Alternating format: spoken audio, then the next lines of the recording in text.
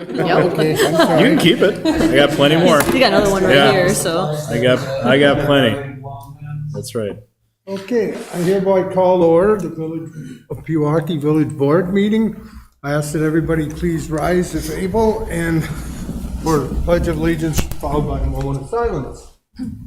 I pledge allegiance to the flag of the United States of America and to the republic for which it stands, one nation, under God, indivisible, with liberty and justice for all.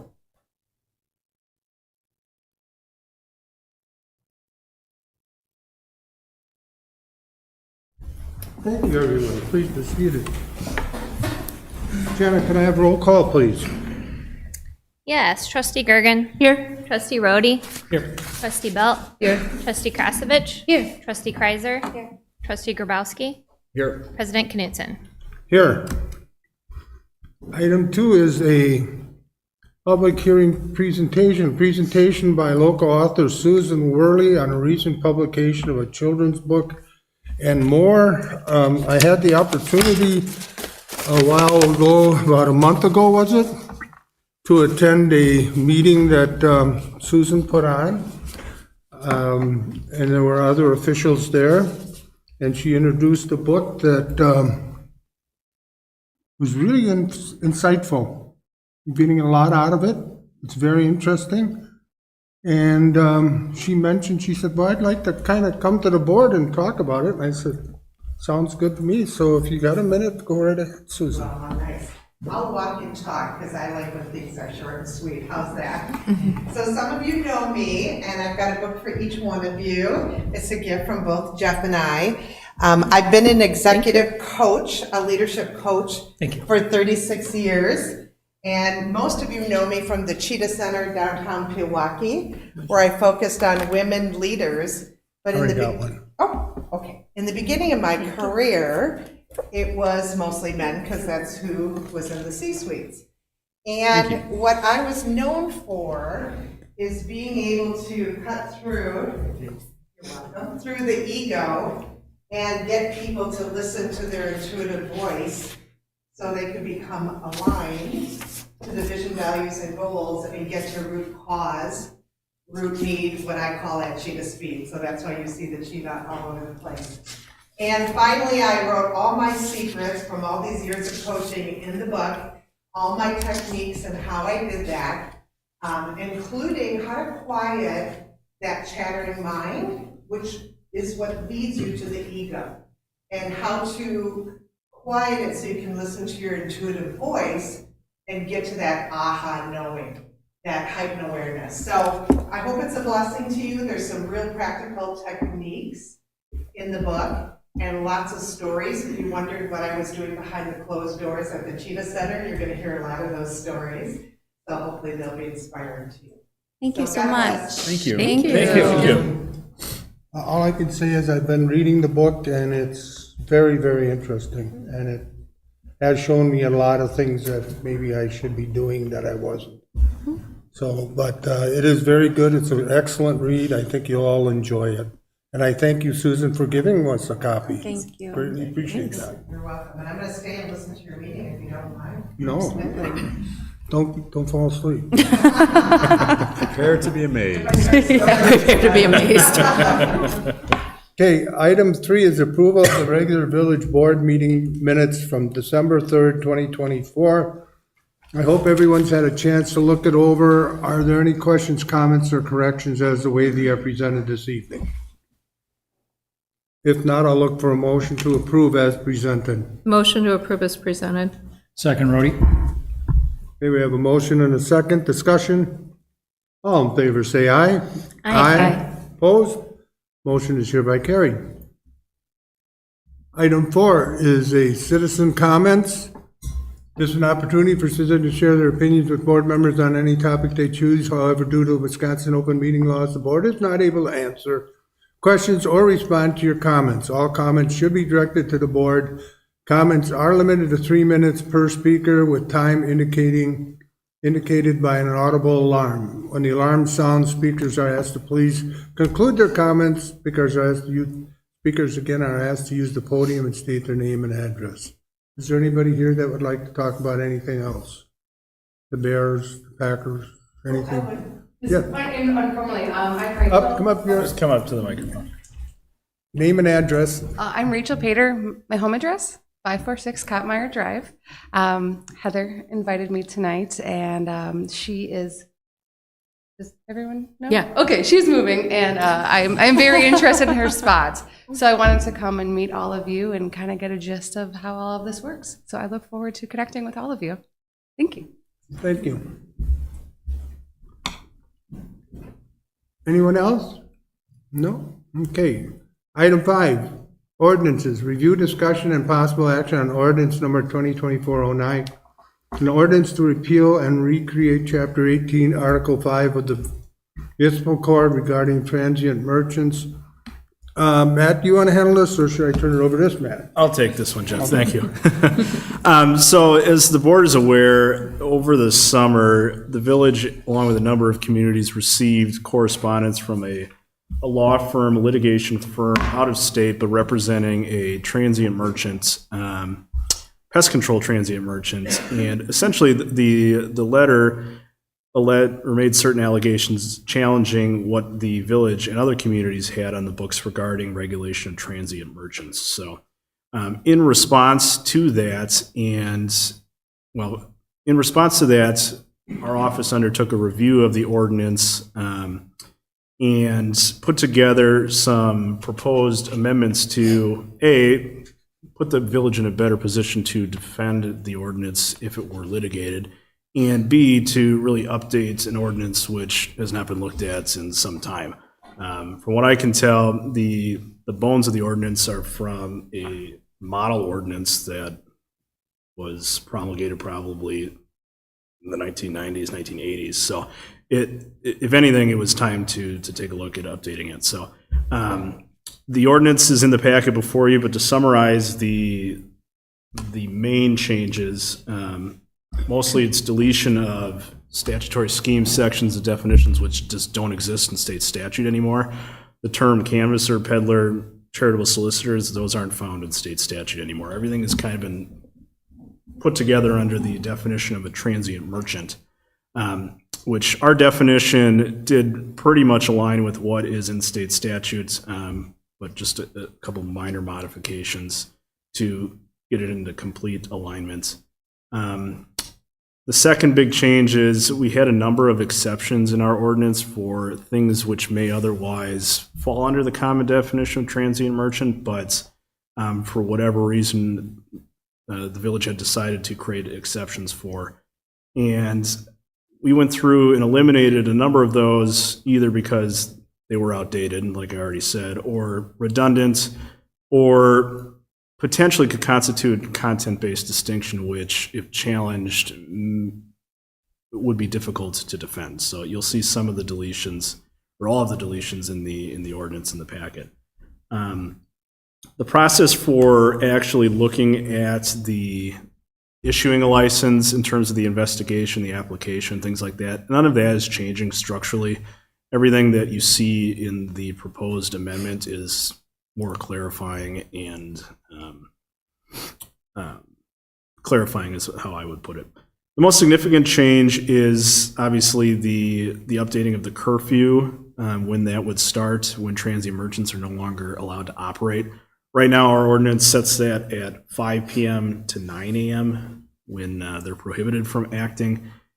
As the board is aware, that 5 p.m. cutoff is, when you take a look at the case law, puts the village in a difficult position of being able to potentially defend that. So what we're recommending is, while I understand it's significant, a move to a 9 p.m. curfew, which in our view better aligns with what the case law says on the subject. If you take a look at the cases, it's not a bright line rule that says, or a silver bullet magical rule that says 9 p.m. After that, you're good. It's more of, there are very few, if any, cases with 9 p.m. curfews where a court has said that that is constitutionally flawed. As you depart from that 9 p.m., even by an hour or two, that's where communities have a harder time defending that lesser and lesser curfew. So in looking at those cases and what the allegations have been contained in that letter that we received from the law firm, my recommendation would be that 9 p.m. puts the village in the best position to defend it if we're challenged. But I understand that is a significant departure from what we currently have. So happy to answer any questions, but that's kind of the summary of the changes. Any questions from the board? One thing that came to mind about this is, I know that, like, they have to they have to register and things like that. Is there any way that we can have them wear some sort of badge to prove that they've registered with the village? So in the ordinance, they actually have to carry the license document with them and present it upon request. Okay. So it's not like a badge of honor per se, but Right. they do have but to they do present have to it, do and it. they're required to do that. So we could publicize that that's something that they're supposed to do if we wanted to. Sure. Yeah. Any other questions or comments? Seems consistent with what we discussed, so I'll make a motion to approve ordinance 2024-09 to repeal and recreate Chapter 18, Article 5 of the Municipal Code regarding transient merchants. Second, Kreiser. Okay, we have a motion and a second. Is there any further discussion? All in favor, say aye. Aye. Opposed? Ordinance number 2024-09 is hereby adopted. Item 6, resolution, review, discussion, and possible action on resolution 2024-18, a resolution recognizing village treasurer Cassie Smith. Are there any questions or comments as the way it was presented this evening? Anybody have anything they want to say? Or? Just tears. Tears. Yeah. We'd just rather you stayed. Yeah. You- Okay, hold on. I'm gonna try and do this. I'm hoping it'll work.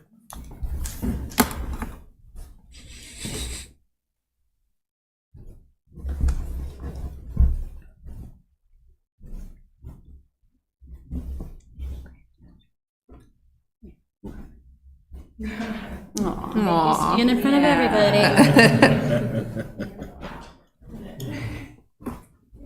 Resolution recognizing the service of Kathy Smith to the village of Pewaukee. Whereas Cassie Smith began her employment with the village in 2016 as deputy clerk treasurer, and whereas Cassie Smith expanded her service to the village when she became the village clerk in 2019, which included countless hours attending village meetings and scrupulous maintenance of official village records, and the critical function of running elections for the people, and whereas Cassie Smith also took on human resource duties when she became clerk, working with all the employees of the village on their pay and benefits. Whereas Kathy Smith deepened her service to the village by becoming the village treasurer in 2024, which included oversight of all the financial activities of the village. And whereas Cassie Smith showed great teamwork and leadership in the office, guiding the new clerk and deputy clerk through their duties, training the deputy treasurer, and supporting other new employees as they developed in their roles with the village. And whereas Cassie Smith is performing these different roles was a great asset to the community, serving the residents, village staff, and village board. Therefore, be it hereby resolved by the village board of the village of Pewaukee, Waukesha County, Wisconsin, that it hereby extends its heartfelt appreciation for the dedication given to the village of Pewaukee by Cassie Smith while serving as deputy clerk treasurer, village clerk, and village treasurer. Dated this 17th day of December 2024, signed Justin Knudsen, village board.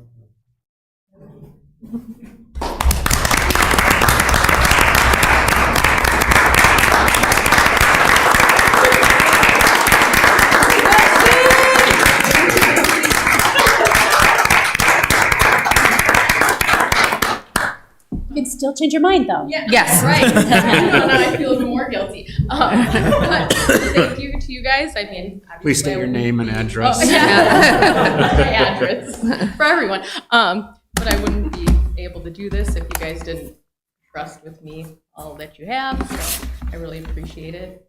I'm thankful to each one of you. Thanks. Jeff, if I could add one other thing too. I think Sure. one thing that wasn't mentioned on the certificate is just the fact that whenever you walked into the village office, even with the stupidest questions in the world, you're always greeted with a positive attitude and a smile, and it reflected in the relationship throughout the office. And it's a huge benefit that we receive from you being there, Cassie, so thank you. Does anybody else like to make a comment, or if not, I'd like to get a motion as it relates to 2024-18. I would like to make a motion to approve resolution 2024-18, recognizing the service of Cassie Smith. Second, Rudy. Okay, we have a motion and a second discussion. All in favor, say aye. Aye. Opposed? Motion is hereby carried. I'm gonna miss you.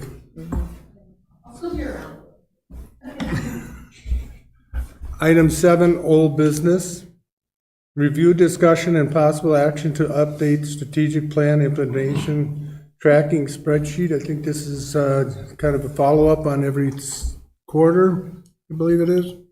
Matt, did you have any updates that you want to bring forward, or? Well, just to introduce the topic, President Knudsen, so when I circulated my performance evaluation materials, Trustee Gergen reached out to me and introduced me to the tracking spreadsheet and forwarded the version that in the packet.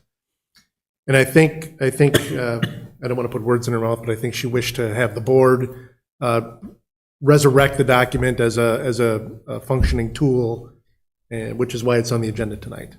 Yeah, I just wanted to make sure that this didn't go off of our radar, and if staff would put our new strategies and objectives into either this spreadsheet or continue on with it, so that we can have the strategic planning sessions and then continue to assign those roles. Bob? Yeah, I think what's going to be important is individual trustees or small groups of trustees taking ownership of certain parts and assigning that responsibility to the updating as we go through that. And I know that's one thing we would do on the first strat plan meeting when we get together.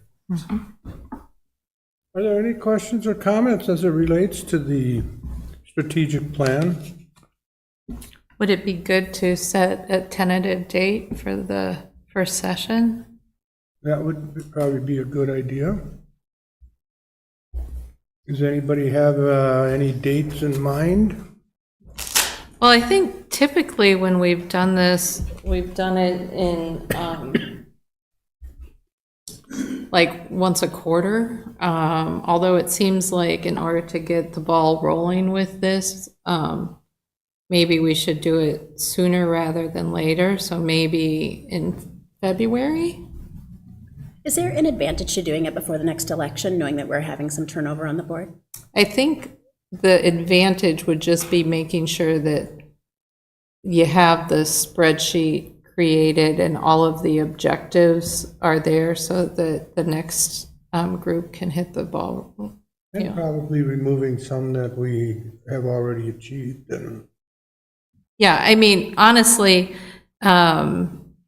the objectives, Craig laid those out, so they really just need to be put into the spreadsheet so that once the next board is in office, that they can hit the ground running. Okay. Yeah, I understand, while certain parts of waiting until after April would make sense, I'd hate to lose 4 months out of the year in starting this off. So if February in Boca or Palm Desert works for anybody, let's do it. But it makes sense, I think, to at least kick it off.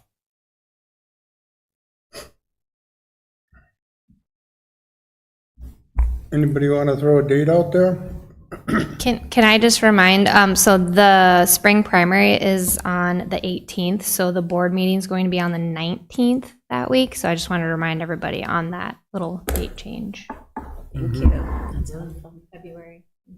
So maybe like the 11th or 12th, maybe? February 12th. So Wednesday. Do we have any meetings on? 12th is a planning commission. Oh, okay. 11th. 13th is thinking. 13th would be planning commission. Yeah, so the 12th would be okay. 13th Oh, I is, should look at 2025. Or sometimes I think we've tried to host that meeting in advance of a regular village board meeting. we have, We could try doing that maybe on the, maybe the first meeting in February, and if we don't finish, we could finish it up on the second meeting. sure. Come here at 5. Okay. Probably, I'm sorry, the 4th it would be, yeah. So 5 o'clock on the 4th. Okay.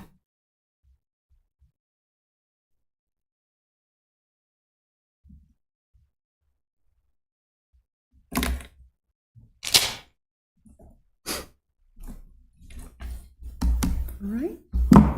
Okay. All right, well, moving right along. President Knudsen? Yes, Just to clarify, so the board expectation is I'll have the spreadsheet updated for the 4th. right. And then we'll review the status of each of the objectives at that time. Does that work for you? Yeah. Just making sure I. Okay. The plan is to have a special meeting beginning at 5. Right, Yeah. So why don't you take formal action to schedule that? okay. Someone like to make a motion? I'll make a motion to plan a special meeting for 5 PM on February 5th to address 2024. Fourth, thank you, to address strategic planning. Second, Gergen. Okay, we have a motion and a second. Is there any further discussion? All in favor, say aye. Aye. Opposed? Okay. Item 8 is new business. Review, discussion, and possible action on replacement and funding of playground equipment at Kiwanis Village Park. Nick is here tonight.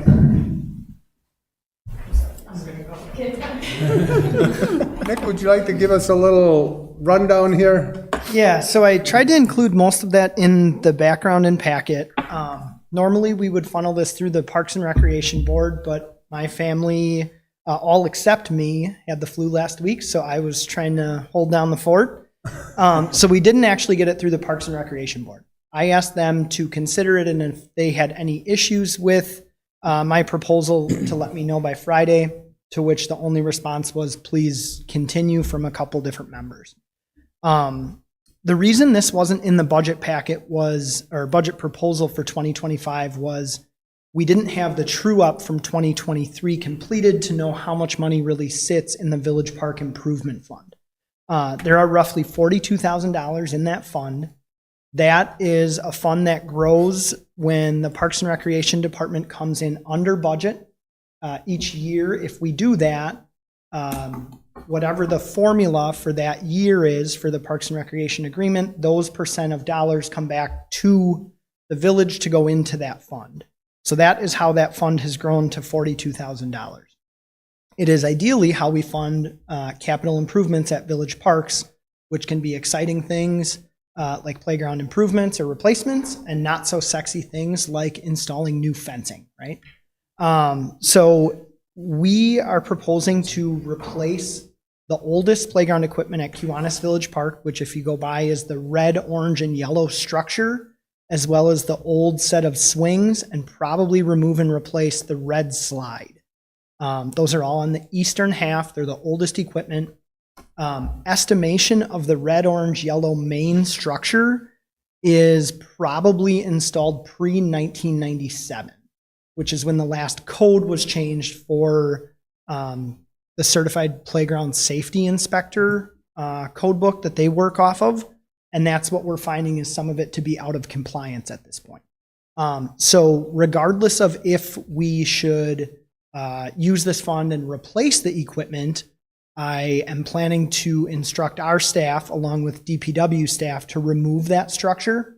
Because when we looked at, could we make some modifications, any permanent repair is going to be incredibly expensive and really no bang for your buck for what you would get, because the existing equipment is so old. And don't really want to get into specifics, but the volume of items that you would start to remove or prevent use from would really take out any fun or integrity that the structure would have in place. So with or without approval to fund new replacement, my recommendation is to take that out, but am seeking approval to fund it through the Village Park Improvement Fund. Because this all happened so fast, I don't have a new proposal. I don't have exact cost, knowing that we're working off of up to, but probably not in full, the 42,000. Or if we would have a different funding route, I would present that. But looking today for approval, if needed, up to the 42,000 for a replacement structure that would be appropriate. Are there any questions or comments from the board? I mean, it's needed.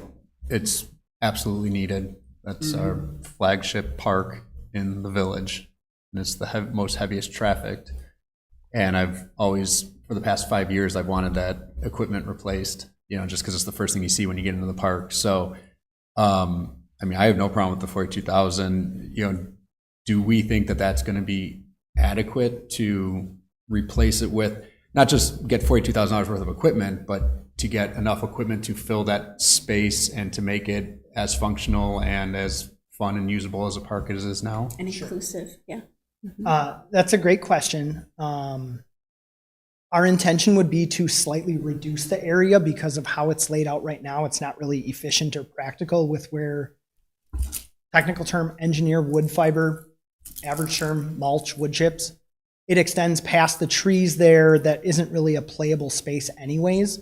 So our intention would be to reduce that space out, turn that into grass that we would then maintain, but still have certainly an adequate, probably age 2 to 5 equipment structure, along with a new set of swings. The standalone slide, we probably wouldn't replace one for one. We would incorporate slides and other play elements into the larger structure. Because I was just wondering if funds are available elsewhere, be it the Lehman Right. Park Fund So- or something to come up with if needed. Sure. And I think just the sheer timing and where we were at, this was of the essence to get through the removal at least. I would say let's start with the 42, and if I'm finding that we aren't, that's not going to be adequate, I would come back with a different proposal to extend beyond that.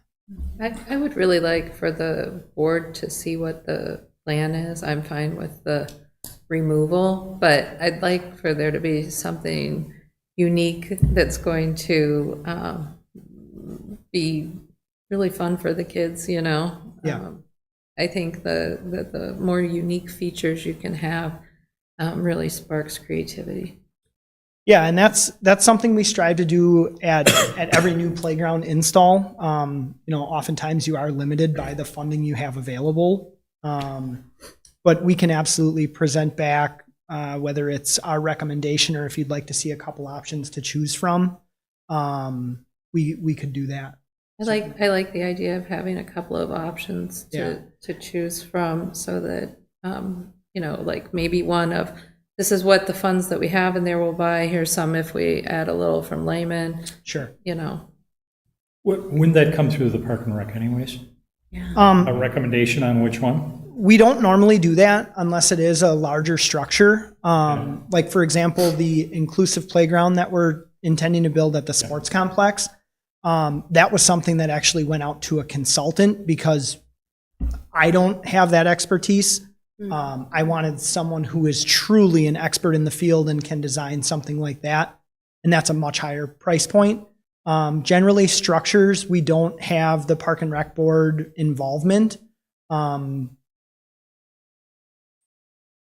Not necessarily experts in the field. What we try to do is go out to the playground sales vendor and say, these are the components that are important to us. Here's our budget. If we're looking to do a full install or a supervised install, Generally, the larger the structure, the harder it is for our team to be involved and commit that much time. So we would try to have the install included in the price point. So what I've started to do, I had 2 of our parks maintenance staff meet myself and then the playground company that we've been using lately at Kiwanis Village Park early last week. And that's how this got before you all by the end of last week. So what we do is we kind of see what's there, what we're looking to replace. They generally have 5 different elements of play that they try to incorporate in a space while understanding, okay, for the square footage we have, we do want to include swings, even though we have them on the west side of the park. For the estimation of number of kids or families, whether it's during day camp or just general park goers on a summer day, high volume, so we did want to incorporate additional swings. Not something we generally bring back to the Parks and Recreation Board, but in my time, they haven't requested that either. Is there any financial benefit to placing an order this year yet versus January?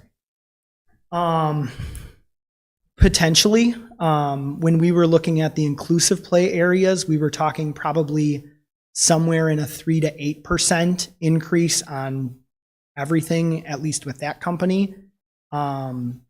Not uncommon, but at 3 to 8% of this number, I would say we'd rather make it right than rush it.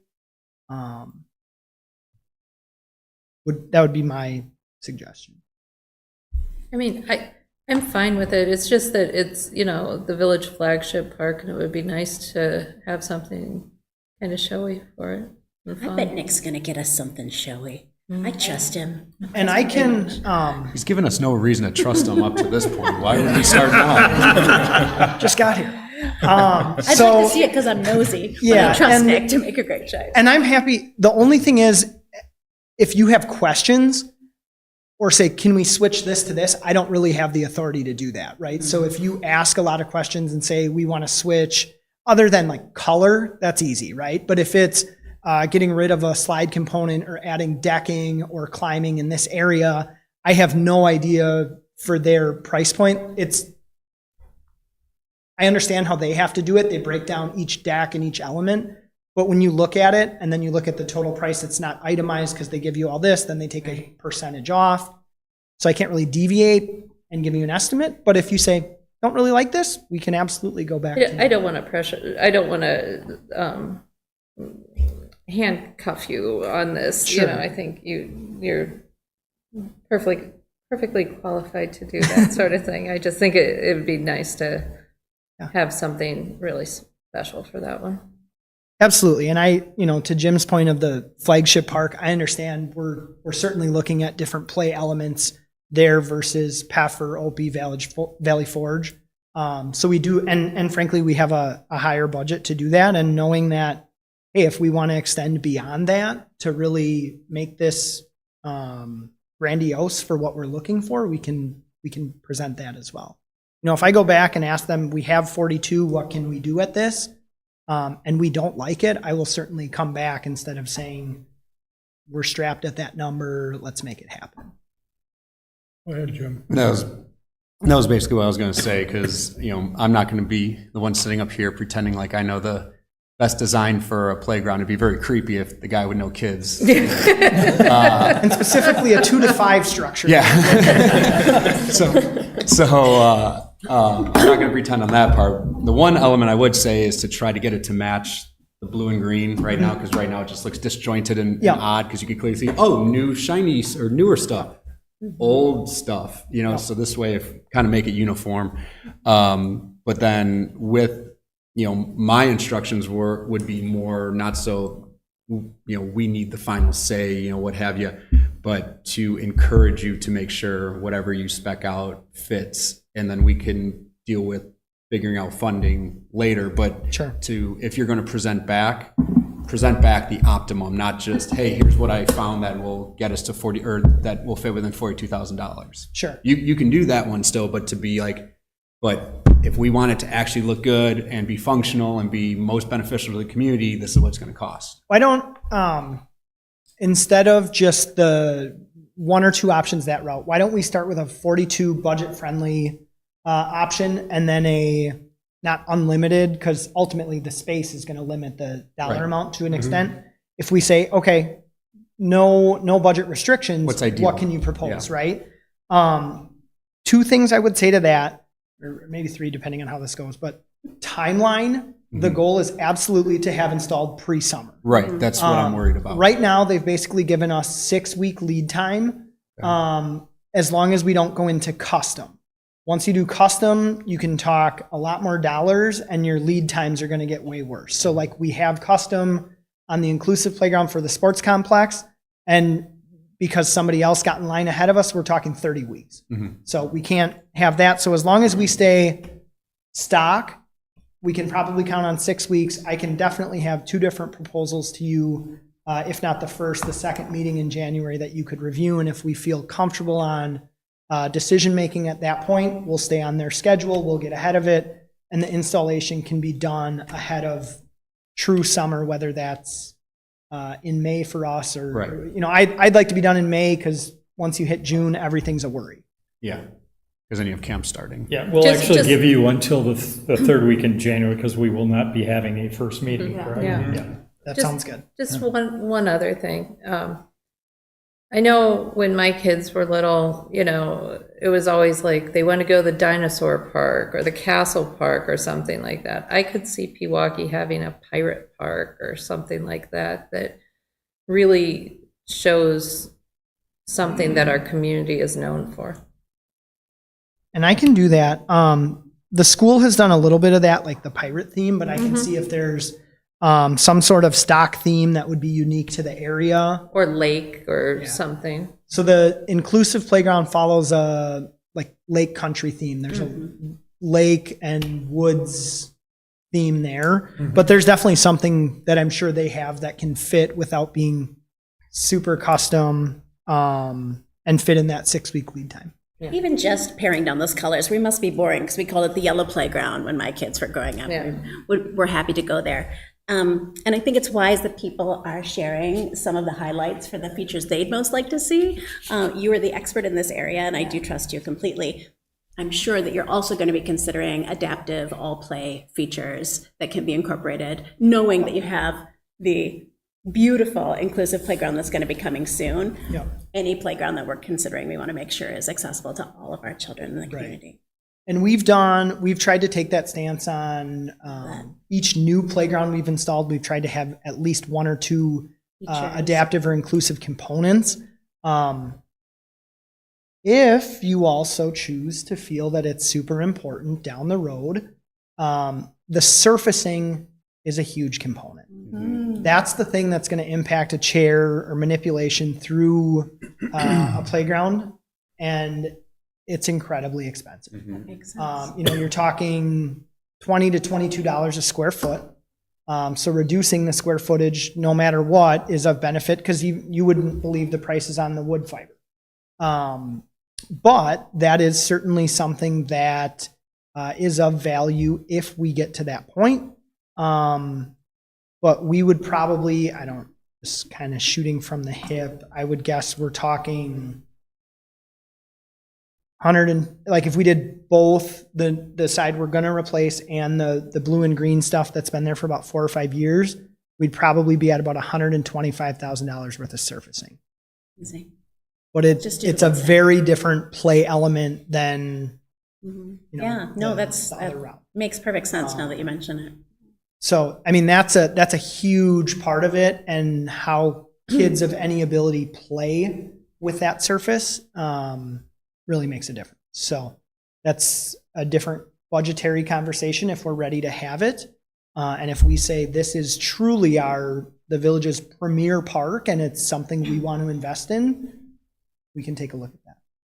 Is there a wildly different cost in doing it when you're installing the playground equipment versus later? Or is it- Usually not. You generally want to install it at the same time because what you don't want to get to is a staggered install date, because then your lifespans might not match up, right? So, for instance, in 2025, we're replacing the playground at Wagner Park. Only the section of what's currently PIP or poured in place surfacing, that rubberized surface. And we're actually switching to playground grass, which is like a turf looking component. We're doing both of those at the same time because the lifespan is about 15 years on the low end, and then you try to get as much out of it as you can. So that's something that's of value. You wouldn't, like when we were looking at resurfacing this year, you would never want to do it and then come back and replace the playground equipment. Yeah. The goal would be the same time or playground followed by surfacing shortly after.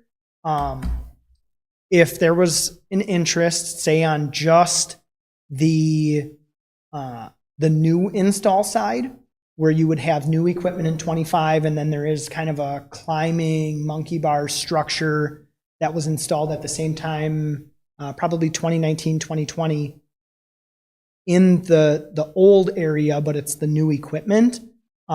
Something like that is going to last longer than a regular structure. So if you determine, hey, let's start with just that area, I do think there's potential that we could get a quantity discount because it's the same company that's doing the Inclusive project, the Wagner project, and they've already given us about a $5,000 discount at Wagner. I'm sure they would be happy to take on another job and provide a discount if that's where we fell. And I'd be happy to get a quote from him and provide that at the next meeting as well. That'd be beneficial. Any other questions or comments? Since you want to stay with the grade, does that mean we can go back to for the slide, the steel slide? And blacktop, is blacktop accessible? The merry-go-round. In some countries. Some And so decades. one thing that we do, this isn't going to work for this specific project, but one thing that we do anytime we're taking playground equipment out, we contact a company called Kids Around the World. And they take what's no longer up to USA standards for acceptable equipment and ship it to third world countries. So what they do, they come in, they disassemble it, pull it out of the ground, put a new fresh coat of paint on. So if you have rusty equipment, it doesn't qualify. And then there's a specific component of what we have there that doesn't allow that to qualify. I think we've been able to send 1 or 2 different structures to them. What they do, so they paint it, they take it all apart, and then they put it in shipping containers. And then they do different fundraising that helps get it to third world countries, and they send volunteers or missionaries that help install it.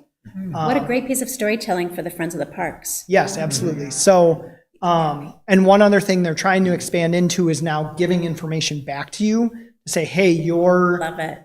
your playground is now installed in Colombia or wherever. So you know, and they've even done some other things like the Inclusive Playground, 5% of that price, not from the dollars we're paying, but the company is matching 5% of that play equipment to put towards Kids Around the World. I So love it. That's great. really cool. And it makes us realize and take a step back and appreciate, hey, what isn't always good enough or meet our code or standard doesn't always qualify. So you would be very surprised to see playground equipment with asphalt underneath it in other countries. Any further discussion? So we're gonna wait on taking any action on this then? We Is that need what to we're looking at? approve. I mean, I feel like you have a lot of direction. Can you proceed without us taking a formal action? To Yeah, I think I have the up to that? direction. I think your preferred action is at the January meeting when we come back with actual numbers and options Right. and take action then. We just don't want to hold you up with any aspect. No, this is enough because honestly, I think whatever that third Tuesday is in January, it sounds like if we can take action then, we should likely be able to stay on track timing wise. But the removal you can proceed with regardless. Yeah, that would be the goal. So, Gone. Yeah, I don't even care what we think about if this. you all care, or if Matt's direction is to make action on that, that was our intention to remove that. We don't necessarily ask for that action, but if I'm hearing you prefer that, Oh, no. Please don't ask. I don't think it's required. okay, Okay. Gone. sounds good. Okay, Thanks, Nick. thank you, Nick.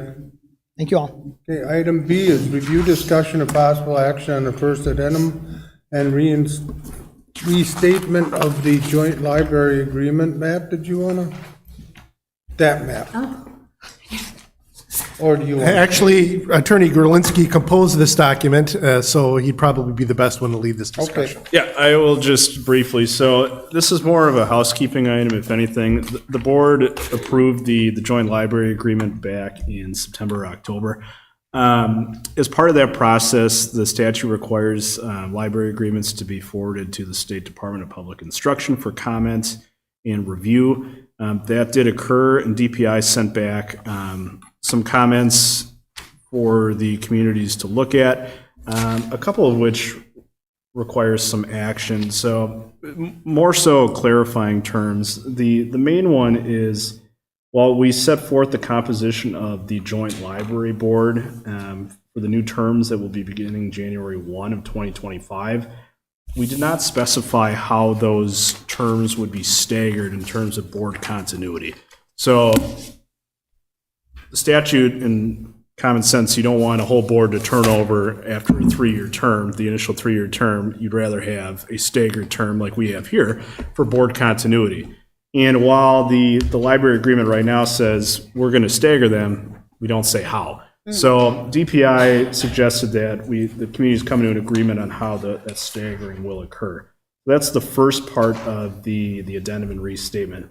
I will say I have a correction on what's in the packet, and which Matt printed out and provided to all the board members. So what I would ask for is the approval of the corrected version on the table. The correction is, so in trying to stagger the groups of board members, you try to get an equal division, and simply the first version that was drafted was bad math on my part. So it ended up being a group of three, and then a 1 member. So to stagger it out better and have a group of 2, and then a group of 3, numbers are corrected on the red line version, the printed version. The other change is with the turnover on the board terms are now going to run from January 1 to December 31. And based upon the library director's comments, it made more sense to have the terms of the library board officers be consistent with January terms rather than May. So that's the other change in section 2 of the addendum. If there's any questions, I'm happy to answer them, but that's more of a housekeeping thing. Any questions or comments? I just would like to thank Matt, our attorney, for putting this together. I asked him to put out this, how the members were going to be stretched out in that after we received the letter, and he did a good job. I appreciate that, man. Thank you very much. Thanks, Jeff. The only other comment I would say, this has been provided to the city. I don't have any reaction or responses from them yet. And then the other, if the board does approve this, the next items on the agenda are the actual appointment of the board members for the library board. When the board is considering those appointments, and if an appointment and confirmation is actually made, we should specify in any action tonight which board member will have which term. Because there's 2 options you'll see for the village board members, for the village library board members. One will have a term ending on December 31 of 2027. One will have a term ending on December 31, 2028. It's up to the board which is which, but just know you'll have to specify that action. Okay. So, are there any questions or comments? If there are none, I'd like to get a motion to approve the first addendum and reinstatement of the joint library agreement. I'll make a motion to approve the corrected version of the first addendum and restatement of the joint library agreement. Second, Gergen. Okay, we have a motion and a second. Any other discussion? All in favor, say aye. Aye. Opposed? Motion is hereby carried. Review and discussion and possible action to confirm the appointment of a trustee as a village board member to the library board. I would like to reinstate Heather Gergen onto the library board until she is going to be leaving. I'd like to keep her on there for a while, and possibly when a new trustee is appointed, we could look at one of the new trustees, or if someone else would like to come forward and want to be on the library, I'd entertain that, if I'm still building president. So I would like, right now, I would like a motion to approve Heather Gergen on the village, on the 2027. Motion to approve Heather Gergen to the library board Or 20, up to 2027. up to 2027. Second, Rudy. Okay, we have a motion and a second. Is there any discussion? All in favor, say aye. Aye. Opposed? Motion is hereby carried. Review and discussion and possible appointment, or, pardon me, action to confirm the appointment of a village resident member to the village board.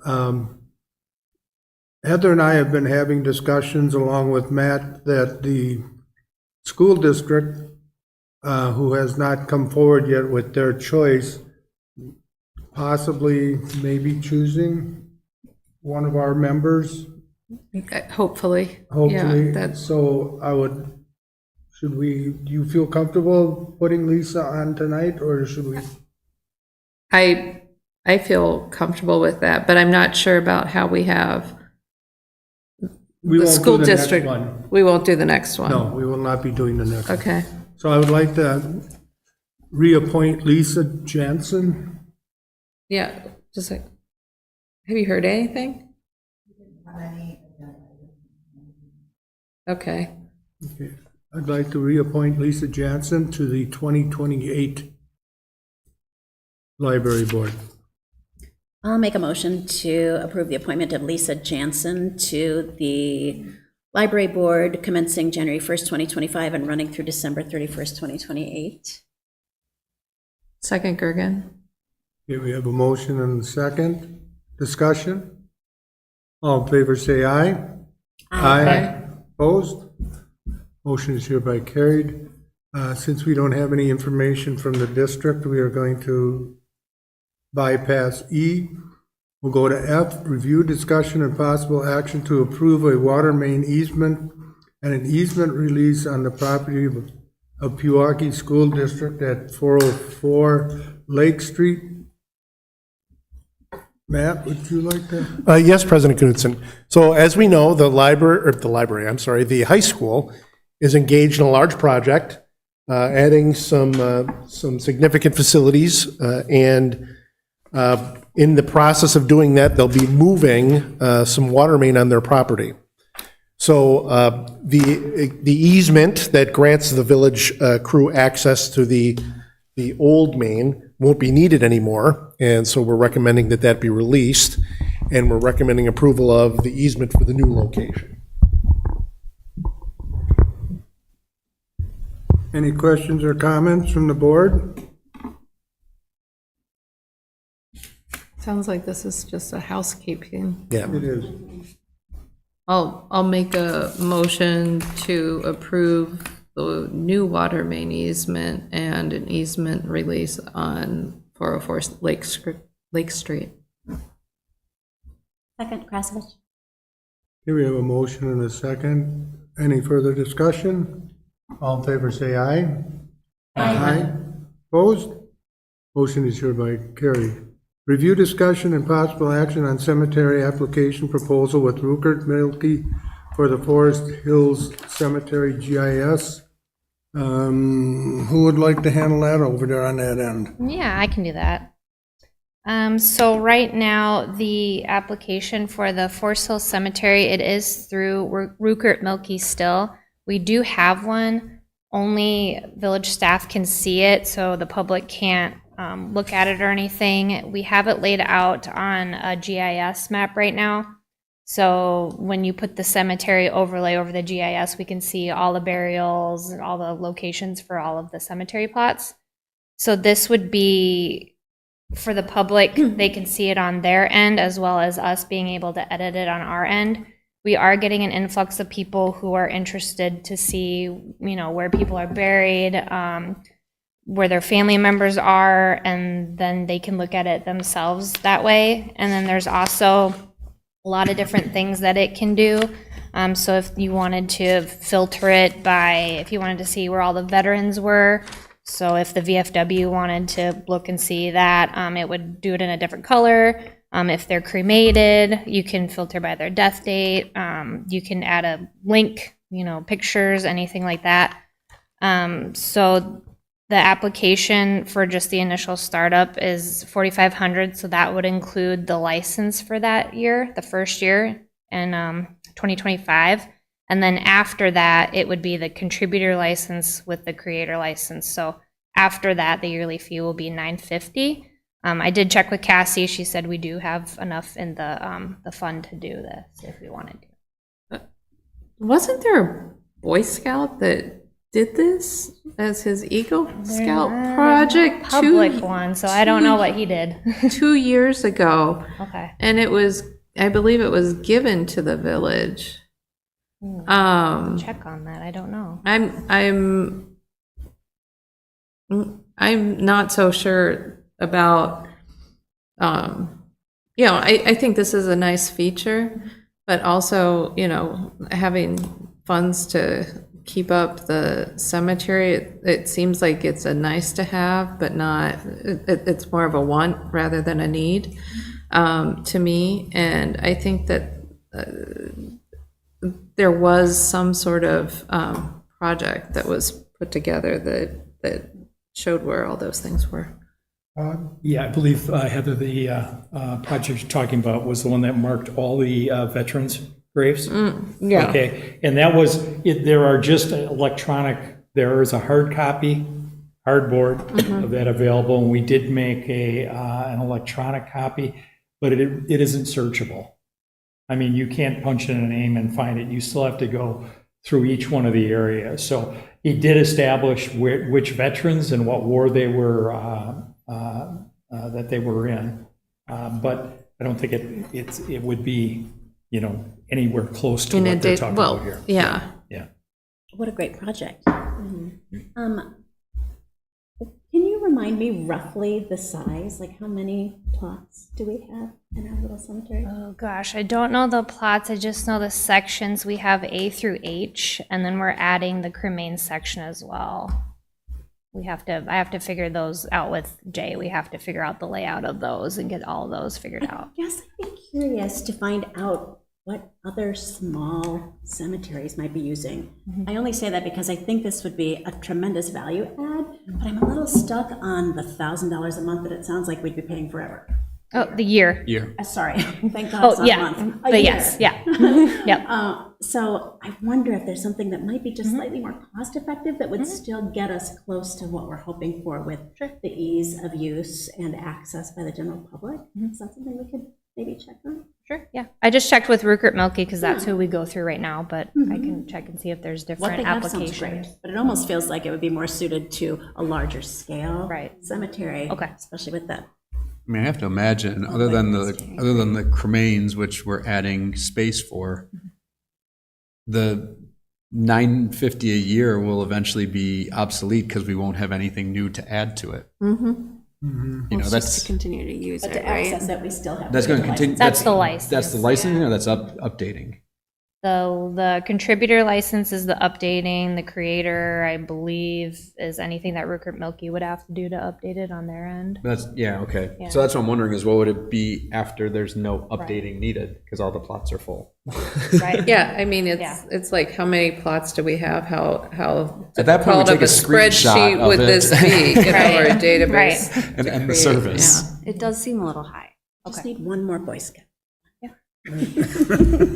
They're always looking for suggestions. Are they Yeah, I the can ones check that into actually that. put the information in the system too, or is that information that we'd have to gather ourselves to put in ourselves, or pay someone else to do on an annual basis to update? For the burial information, Yeah. I do that actually right now, and I would continue to do that. Okay. So whenever I get a burial, I always update the GIS. Okay.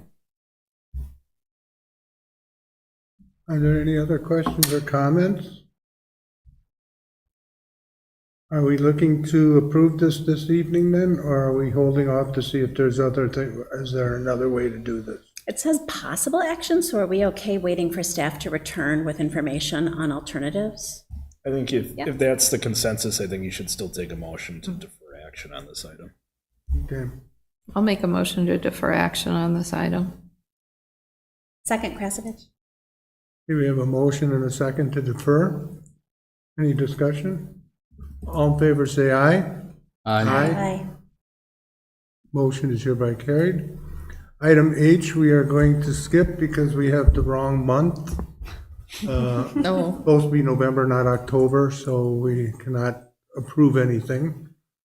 Item 9, citizen comments. This is an opportunity for citizens to share their opinions with board members on any topic they choose. However, due to Wisconsin open meeting laws, the board is not able to answer questions or respond to your comments. All comments should be directed to the board. Comments are limited to 3 minutes per speaker, with time being indicated by an audible alarm. When the alarm sounds, speakers are asked to conclude their comments. Speakers are asked to use the podium and state their name and address for the record. Is there anybody here that would like to make a comment? Okay, then we're gonna go into closed session. The village board of the village of Pewaukee under the closed section pursuant to states in 1985 1C to consider employment, promotion, compensation, or performance evaluation data of any public employee over which the government body has jurisdiction or exercises responsibility specifically regarding the village administrator, and pursuant to Wisconsin State Section 1985 1E for the deliberating, negotiating, the purchasing of public properties, vesting of public funds, or conducting other specified public business whenever competitive or bargaining reasons require a closed session specifically regarding the building lease for the village for the Pewaukee Public Library. I will look for a motion to go into closed session. So moved. Second, Krasovich? Roll call vote, please. Trustee Gergen? Yes. Trustee Rhodey? Yes. Trustee Belt? Yes. Trustee Krasovich? Yes. Trustee Kreiser? Yes. Trustee Grabowski? Yes. President Knutson? Yes. I'm gonna have to ask you to leave now. Thanks for You can, coming. we'll, Thank you we'll again be for the going book. back into session after the closed session. Oh, you want her to stay? So you can sit outside.